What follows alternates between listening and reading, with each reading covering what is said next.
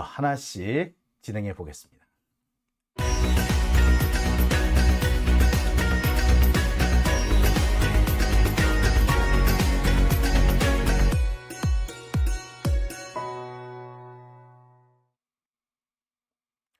네, 오밤중의 뉴스 함께하고 계신 지금 시각 11시 39분을 지나고 있습니다. 자, 오늘 제가 준비한 첫 번째 주제를 한번 보여드리겠습니다. 오늘 제가 준비한 첫 번째 주제는요.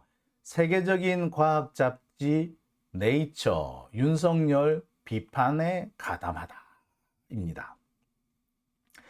자, 네이처가 세계적인 과학 잡지인 거는 뭐 굳이 말할 필요가 없을 정도로 많은 분들이 알고 계실 겁니다. 네이처는요, 전문 연구자들이 자신의 연구 성과를 발표하는 그런 매체이기도 하지만 또 대중들이 과학을 쉽게 접근하고 이해할 수 있도록 여러 가지 과학 관련 지식이나 소식 또는 최신 이런 트렌드 같은 것도 보도하는 그런 모습을 보여왔습니다. 하지만 이 네이처가요, 어떤 특정 국가의 정책이나 정치에 직접 비판을 들이낸다거나 또 그 상황을 보도하는 경우는 그닥 많지 않았습니다. 주로 연구 성과, 그러니까 결과물을 중심으로 해서 얘기를 했고, 그 다음에 지금 연구하는 트렌드가 어떠하다. 그리고 일반 독자들한테 과학을 좀 더 쉽게 접근할 수 있도록 흥미를 유발할 수 있도록 뭔가 재밌는 어떤 기획 아이템을 제공하는 그런 모습이었죠.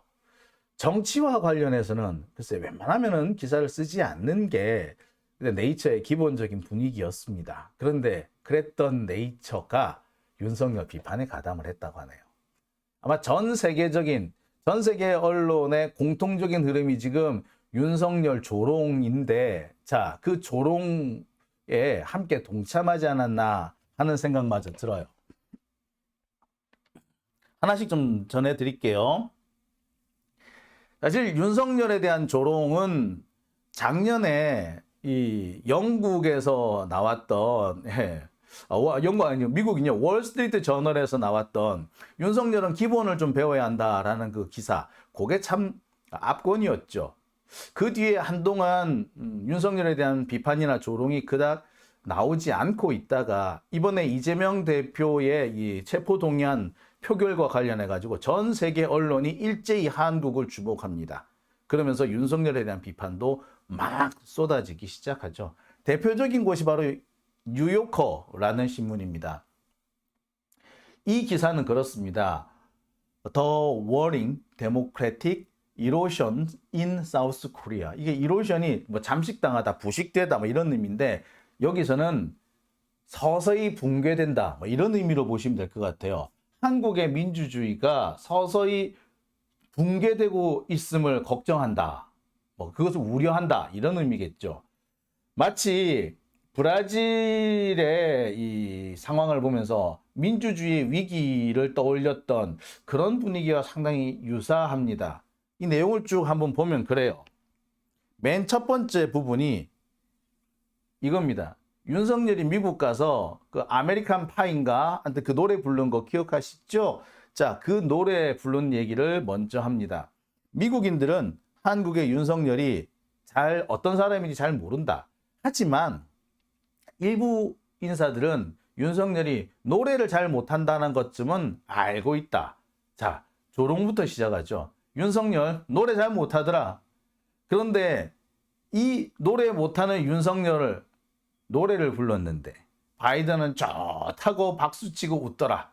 뭐 이런 얘기가 나옵니다. 그러면서 지금까지 한국은 미국이 만든 민주주의 국가로서 미국을 지지하는 친미 성향의 국가다. 이렇게 말을 합니다. 하지만 갑자기 윤석열, 직업검사인 윤석열, 정치 경험도 없는 윤석열이 갑자기 뚝 뛰어들면서 그래서 1%도 안 되는 아슬아슬한 표 차이로 당선됐으면서 여성 인권, 결사권, 단결권, 인권들을 마구 깔아뭉개고 박살내기 시작했다. 여기서는 싹쓸이하기 시작했다라고 번역을 했던데 박살내기 시작했다라고 표현하는 게 더 정확할 것 같아요. 그러면서 이 윤석열이 가장 많이 박살낸 것이 언론의 자유다라고 표현을 합니다. 이게 뉴요커에서 나온 기사 그대로예요. 자, 그러면서 이 윤석열이 어디서부터 이런 언론에 대한 탄압을 시작을 했느냐 하면 1년 전에 유엔 총회에 참석했을 때 바이든에 대해서 뒷담화한 거를 카메라에 들키면서 그때부터 문제가 시작됐다. 여기서 보면은 핫 마이크 스캔들 뭐 이렇게 얘기를 해요. 그러니까 그때 우리 바이든 날리면 바이든 이 새끼 급하면 말씀 안 하는 건데, 자, 그런데 바로 그 보도에 대해서 바로 그 사건에 대해서 가장 먼저 보도를 했던 MBC 임현주 기자가 압수수색을 당했다라고 하는 것과 그 발언 내용이 사실은 바이든에 대해서 얘기한 게 아니라 날리면이었다라는 식으로 억지를 부렸다. 뭐 이런 얘기들이 이렇게 쭉 나옵니다. 그러면서 뉴스타파 등 비판적 언론에 대해서 압수수색과 탄압이 진행됐다라는 그런 구체적인 상황들이 쭉 나열이 돼요. 자, 여기까지만 보더라도요. 국내 언론에서는 차마 무서워서 쓰지 못하는 그런 내용들이 수두룩하게 들어 있습니다. 그죠? 자, 여기에. 그 밖에 여러 가지 언론 탄압 상황에 대해서 구체적으로 기술을 합니다. 이른바 윤석열차라는 그 만화를 그린 고등학생이 윤석열 정권으로부터 위협을 당한 사건이라든지, 한상혁 방통위원장이 기소된 사건이라든지, 그 다음에 민주진보진영의 여러 정치인들이 수사와 영장 청구 투옥되는 일이 생겼다든지, 그 다음에 대선 기간 동안 윤석열 비판한 기자를 감옥에 보내겠다고 김건희가 위협한 사실까지 다 보도하고 있습니다. 대선 기간 동안 윤석열을 비판한 기자를 감옥에 보내겠다. 자, 김건희가 감옥 보내겠다라고 이름을 꼭 집어서 얘기한 사람이 있죠. 장용진입니다. 그 다음에 또 서울의 소리 뭐 이렇게 꼭 집어서 얘기했죠. 그래서 한국의 민주당은 윤석열을 검찰 독재라고 부른다. Dictatorship by prosecutor라고 이렇게 딱 검찰 독재라는 말을 이렇게 딱 씁니다. 아울러서 뭐라고 표현을 하느냐? 바이든한테 한마디를 해요. 이 기사가. 인도의 모디 총리는 폭력을 선동하고 카슈미르 자치권을 위협하는 등, 그 다음에 언론을 검열하는 등 여러 가지 반민주적인 행태를 보이고 있는데도 바이든은 환영을 했다. 베트남 대통령도 시민사회와 언론을 탄압했는데 바이든은 아무런 문제를 삼지 않았다. 한국 역시 미국의 아무런 제지 없이 독재의 나쁜 길로 되돌아가는 상황이 진행되지 않을까. 한국 역시 독재의 나쁜 길로 되돌아가는 억압적인 방향으로 윤석열이 밀어붙이고 있는데, 미국의 파트너들, 그러니까 미국 정 바이든 행정부는 두 손을 놓고 있다. 이런 표현이 등장합니다. 뭐 제가 이거 영어 강의를 하는 것 같은 느낌이 확 드는데요. 자, 이처럼 지금 전 세계적으로 이 윤석열에 대한 비판이 쏟아지고 있습니다. 아마 전 세계적으로 윤석열이 비판 대상이 되고 있다는 것은 윤석열 지만 모르고 다른 사람들은 다 알 거예요. 자, 이것뿐만이 아닙니다. 자, 뉴요커 같은 경우는 대표적인 그런 신문이었고요. 그 밖에 여기 블룸버그 통신이라든지, 그 다음에 여기 로이터 통신처럼 한국의 정치 상황이 점점 독재로 가고 있고, 윤석열이 자신이 속해 있었던 검찰을 동원해서 야당을 탄압하고 있다 라는 내용의 그런 기사를 쏟아내고 있습니다. 바로 여기에 동참해서 윤석열에 대한 비판을 가한 것이 바로 네이처입니다. 네이처에서는 뭐라고 얘기를 했느냐? 이렇게 보도를 했습니다. 한국 같은 경우는 전통적으로 R&D 예산이 좀 전 세계적으로 상당히 많은 편에 속했는데, 이 R&D 예산을 대폭 삭감하면서 한국의 과학자들이 일제히 항의하기 시작했다. 뭐 이런 내용의 기사가 나고 있어요. 자, R&D 예산 삭감 계획에 대한 한국 과학자들의 항의 뭐 이런 기사인데요. 리드문이 이렇게 돼 있어요. 전통적으로 연구개발 지출 비용이 높았던 한국이 R&D 예산을 삭감하기로 하자 과학자들과 연구자들이 반발하고 있다. 그러면서 이런 그래프를 보여줍니다. 전 세계적으로 과학기술 R&D 예산의 증가 속도와 증가 그래프를 보여주고 있는데요. 우리나라가 2005년 이후 미국을 앞질러서 이 R&D 분야에 투자하는 전 세계 2위 국가가 됐다라고 하죠. 전 세계적으로 R&D 분야에 가장 많은 투자를 하는 나라는 이스라엘이라고 합니다. 근데 이스라엘과 거의 비슷한 수준의 R&D 예산을 쓰고 있었는데 이번에 대폭 삭감됐다라는 얘기를 하는 거죠. 그러면서 각종 연구소 석박사급의 연구자들이 대거 일자리를 잃게 됐다라는 보도까지 합니다. 아울러서 젊은 연구자들이 미래에 대한 자신을 잃고 주요 프로젝트가 좌초되는 일들이 연이어 발생할 것이다 라는 보도까지 함께합니다. 즉 한국의 R&D 예산 과학기술 정책이 크게 잘못되고 있다는 것을 비판하고 있는 거죠. 어디에서는 그런 말도 합니다. 윤석열이 R&D 예산을 대폭 삭감한 것 때문에 지금 전국의 공대나 자연과학 계열의 학교들에서 자퇴생들이 대폭 늘었답니다. 왜? 의대 가려고. 여기 계속 있어봤자, 공대에 있어봤자, 아니 자연과학대에 있어봤자 소용없다. 그냥 의대가 최고야. 그냥 의대 간 친구 따라 나도 의대나 갈 걸. 괜히 공대 와가지고 아유 씨 일자리도 잃고 말이야. 야 이왕 일자리 잃은 김에 그냥 나 이번에 의대 시험 칠래 라고 한다는 겁니다. 사태가 심각하다 그래요. 이번에 의대 아마 이게 비율이 입시 경쟁률이 엄청 높을 거다라는 얘기를 합니다. 대학 현재 그 학부 학생들 중에 공대나 뭐 이공계 계열의 그 학부 학생들 1학년부터 4학년 이 학생들 중에 3학년 학생까지도 심지어는 4학년 학생까지도 의대 가겠다면서 지금 학교에 자퇴서를 낸 그런 사례까지 있다고 합니다. 4학년생 같은 경우는요, 지금 혹시 의전원이 남아있는 그런 학교들을 좀 찾아본다라는 얘기도 있어요. 의전원이 지금 몇 군데 남아있기는 하죠. 많지는 않으나 국립대 몇 군데에 남아있으니까 그쪽으로 눈길을 돌리겠다. 그런데 아직 대학을 졸업하지 않은, 아니, 대학 졸업을 하려면 좀 시간이 남은 1학년, 2학년생들은 야, 더 늦기 전에 우리 시험 다시 치자, 의대 가자, 이런다는 거예요. 아니 연구 예산을 자르면 제일 먼저 누가 날라갑니까?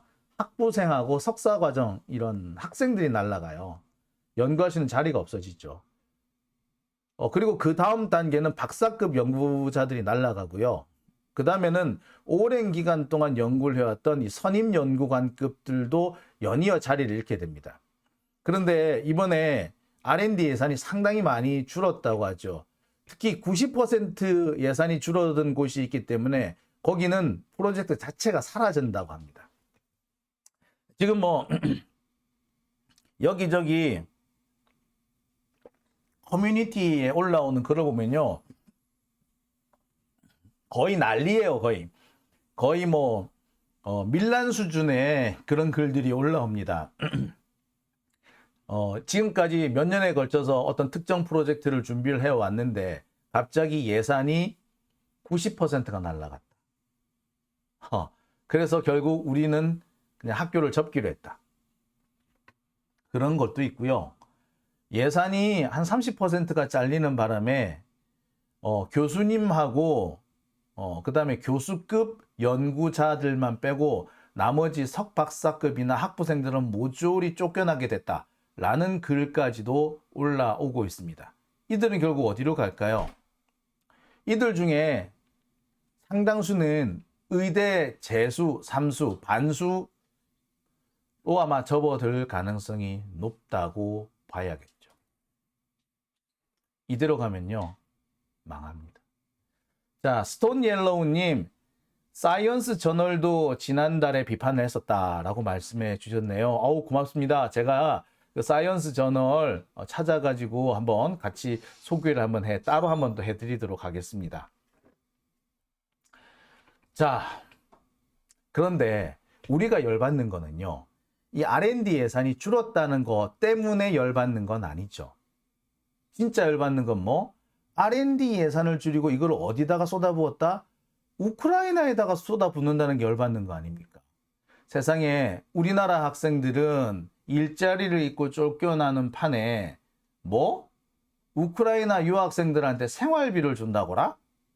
아이, 이거 미친 거 아니에요?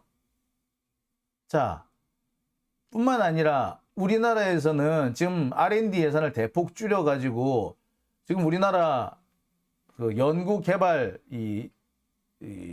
환경 자체가 크게 붕괴될 것이다라고 우려가 되는 판에, 자, 이 와중에 ODA 국제협력이죠. 국제협력. 그러니까 외국 그 가난한 나라한테 이렇게 뭐 후원해주고 하는 그런 거예요.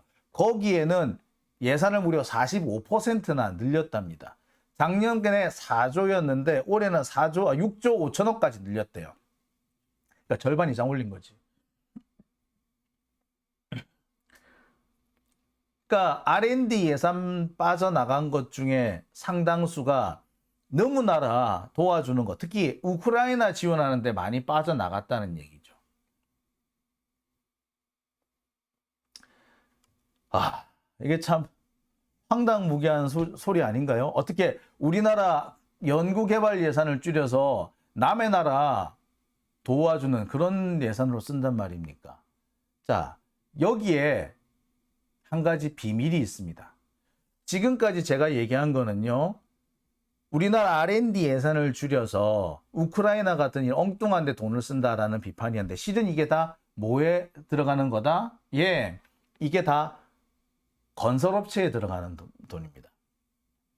건설업체에서 뭐라고 얘기하느냐? 우크라이나에 윤석열이 3조 원을 지원하기로 했는데 이것 때문에 건설업체가 지금 겪고 있는 수주 가뭄의 단비가 내릴 것이다 라는 보도가 나오고 있습니다. 예, 수주 가뭄의 단비가 내린다. 결국에 국제적인 개발 예산을 주겠다는 건 결국 누구를 준다? 국내 건설업체들한테 돈을 주겠다라는 거죠. 자, 그런데 우크라이나에 지금 어떤 건설업체가 들어가려고 합니까? 예, 삼부토건.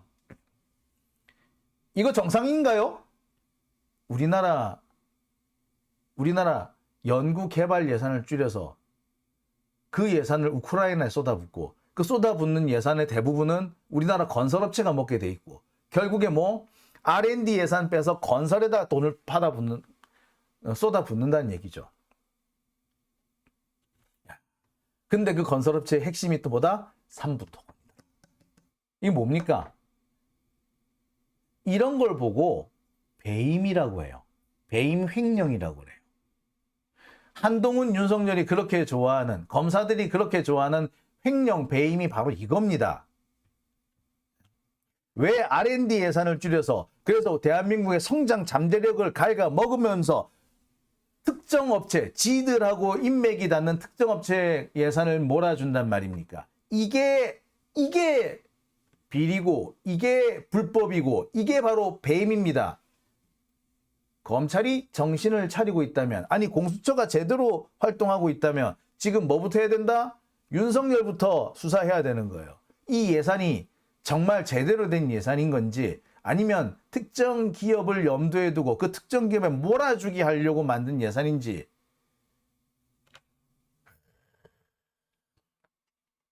제가 지금까지 여러 차례에 걸쳐서 우크라이나 개발이니 우크라이나 재건 사업은 이것은 사기다. 이거는 삼부토건에 몰아주게 하는 거다. 아니, 삼부토건에 뭐 해주는 거다? 삼부토건에 주가 조작을 도와주는 시드머니로 들어갈 거다라고 제가 여러 차례 얘기를 했습니다. 야, 근데 윤석열 눈도 깜짝 안 하네. 윤석열이 눈도 깜짝 안 하는 걸까요? 김건희가 눈도 깜짝 안 하는 걸까요? 제가 볼 때는 김건희인 것 같아요. 자, 지금 양평고속도로, 김건희 고속도로가 결국 강행이 될 거라고 하죠. 한 몇 달 동안 찌그러져 있는 듯 하더니 분위기가 살 수그러드는 것 같으니까 다시 들고 나오는 겁니다. 그래서 양평고속도로를 만들겠다고 또 설치고 있어요. 정말 집요하다는 생각이 듭니다. 엔간하면 포기할 법도 한데 포기를 모르는 거죠. 왜? 제가 볼 때는 그렇습니다. 돈에 환장한 자들이 아니고서는 이런 일을 할 수가 없어요. 남이야 뭐라고 하든 비판을 하든가 말든가 내가 하겠다는데 뭐 나는 돈만 벌면 돼 라는 거죠. 여기에 지금 부역하고 있는 게 원희룡이죠.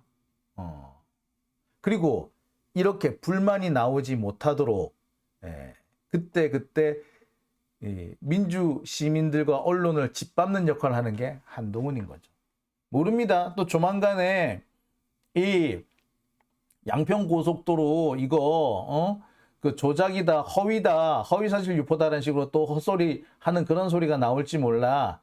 그러면은 이 양평고속도로 제일 먼저 보도한 게 나니까 또 저 또 물고 늘어가겠네. 아따 시나리오 잘 보인다 그죠? 한동훈이고 김건희고 나 장용진 죽이려고 그렇게 기회만 엿보고 있는데 결국 그걸로 꼬투리를 잡나 보네요. 참. 한번 보십시다. 자, 오밤중의 뉴스.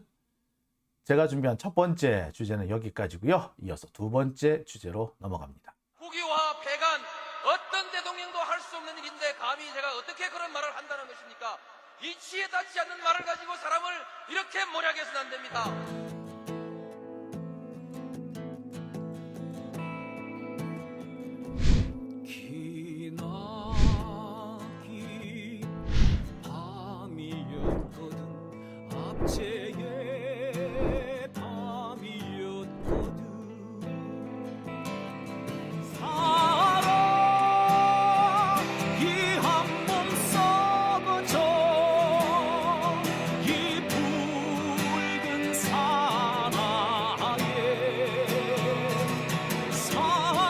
네, 오밤중의 뉴스 함께